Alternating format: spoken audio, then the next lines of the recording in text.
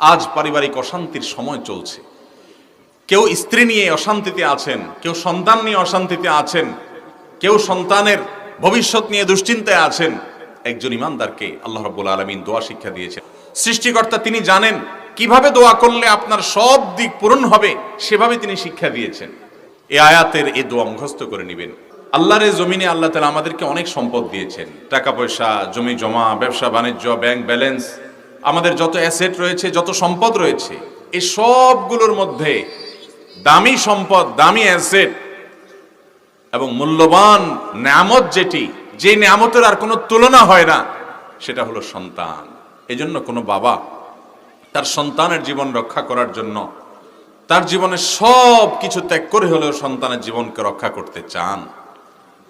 একজন বাবা, একজন মা, তার সন্তান তার কাছে এত মূল্যবান যে দুনিয়াতে ব্যাংক ব্যালেন্স, ব্যবসা বাণিজ্য যা কিছু করেন, এটা মূলত করেনি বাবা তার সন্তানদের জন্য। ঠিক না বে ঠিক? সে যদি দুনিয়া আখিরাত উভয়টাতে সুখী হোক সেটা চান, তাহলে একজন বাবা হিসাবে, একজন মা হিসাবে আপনার আমার কিছু কর্তব্য আছে। সন্তানের অধিকার এত গুরুত্বপূর্ণ যে একজন মানুষ যেন সন্তান দুনিয়াতে আসার অনেক আগে থেকে সন্তানের ভবিষ্যৎ চিন্তা করে, সন্তান ভালো মানুষ যেন হয় সেই চিন্তা করে আগে থেকে যেন প্রস্তুতি গ্রহণ করে। এজন্য ইসলাম নির্দেশ করেছে যে তোমার বিবাহের অনেক আগে থেকে বা বিবাহের পর সর্বদা আল্লাহর কাছে দোয়া করতে হবে। সূরা ফুরকানের আয়াত নম্বর ৭৪ আল্লাহ তাআলা দোয়া শিক্ষা দিয়েছেন, রব্বানা হাব লানা মিন আজওয়াজিনা ওয়া যুররিয়াতিনা কুররাতা আয়ুন ওয়াজআলনা লিল মুত্তাকিনা ইমামা। হে আমার রব, হে আমাদের পালনকর্তা মালিক, আপনি আমাদেরকে এমন সন্তান, এমন পরিবার দান করুন যাদেরকে দেখলে আমাদের নয়ন জুড়িয়ে যাবে, যে সন্তানকে দেখলে আমাদের চোখ শীতল হয়ে যাবে, যে সন্তানকে দেখলে আমাদের ভালো লাগবে।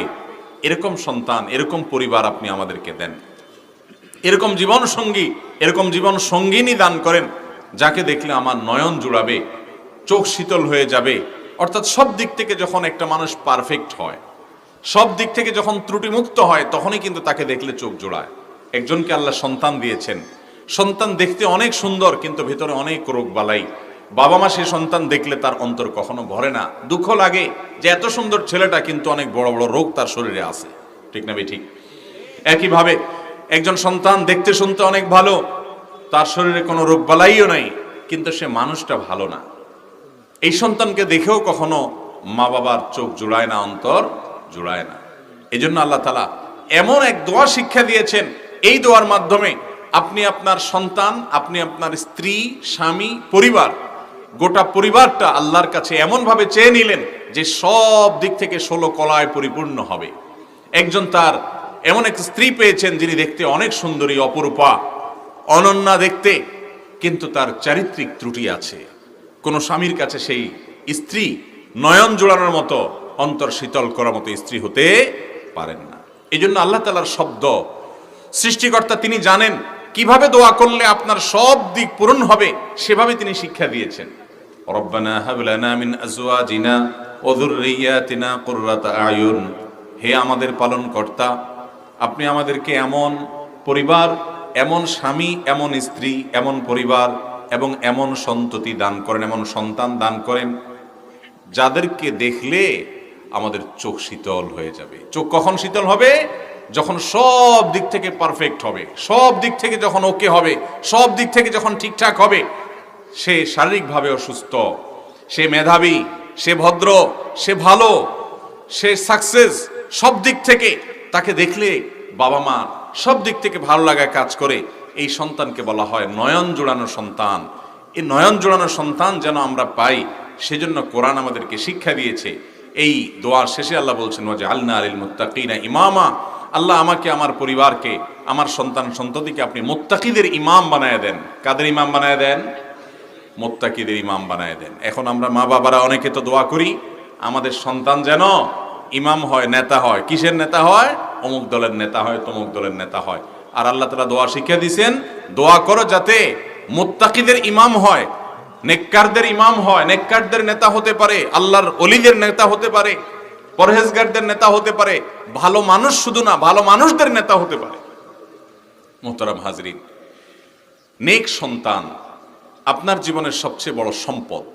আর সেজন্য বিয়ের পরে তো বটেই, বিবাহের আগে থেকে এ দোয়া করা যেতে পারে যে আল্লাহ, আমাকে একসময় যখন তুমি সংসার দিবা, দাম্পত্য জীবন দিবা, আমার যখন বৈবাহিক জীবনে আসবো আমাকে এমন পরিবার দিও যে পরিবারটা দেখলে আমার ভালো লাগে, যে পরিবারটা দেখলে আমার নয়ন জুড়ায়।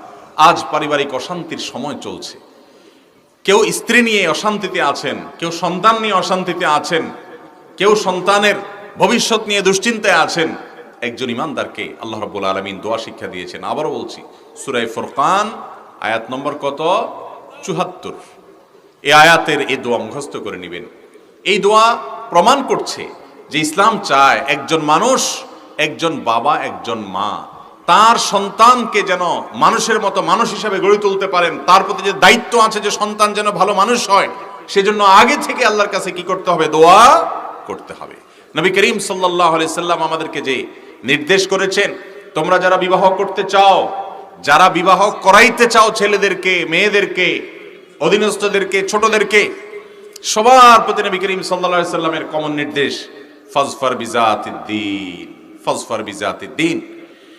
মেয়েদেরকে বিয়ে করে মানুষ কেউ রূপ লাবণ্য দেখে, কেউ বংশ গৌরব ঐতিহ্য দেখে, কেউ সম্পদ পয়সা কড়ি দেখে, এক একজন এক একটা দেখে বিবাহ শাদী করে। তুমি বিবাহ করবে মেয়ের দিনদারি দেখে, ছেলের দিনদারি দেখে, পাত্রের দিনদারি দেখে, পাত্রীর দিনদারি দেখে, সে কতটা মুত্তাকি, সে কতটা পরহেজগার, সে তার সৃষ্টিকর্তাকে চিনে কিনা, সৃষ্টিকর্তার গোলামি করে কিনা, সৃষ্টিকর্তার দাসত্বের স্বীকার করে কিনা, সৃষ্টিকর্তার তাকওয়া তার মধ্যে আছে কিনা, আল্লাহর সাথে পরিচয় তার আছে কিনা। যে তার মালিককে চিনে না, যে তার সৃষ্টিকর্তাকে চিনে না, যে তার রবকে চিনে না, পালনকর্তাকে চিনে না, পালনকর্তার কৃতজ্ঞতা আদায় করে না, সে তো নিমক হারাম। এই নিমক হারাম যত ভালো মানুষ হোক না কেন, সে কখনো প্রকৃত অর্থে বাহ্যিকভাবে যত ভালো হোক না কেন, চূড়ান্ত এবং আসল ভালো মানুষ সে হতে পারে।